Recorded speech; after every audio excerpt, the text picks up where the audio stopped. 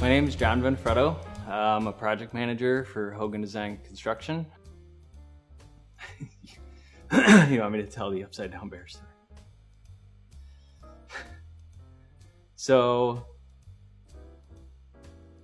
when I was a little kid, I really wanted this. My mom let me pick the wallpaper for my bedroom back in the 90s.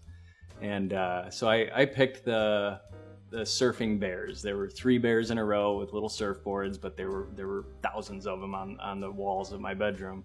And my mom had a friend who did the wallpaper, and he cut out one bear in my room and flipped it upside down and put it back on.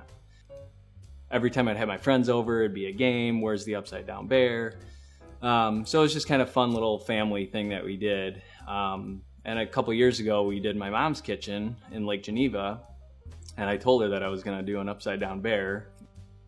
So we did her kitchen. There was one cabinet pole that I flipped upside down, and it took her about 3 months to find it, but she found the upside down bear. So relating to that story is, well, there's something in my video. There's an upside down bear in the midst of my clips that maybe you'll catch on to.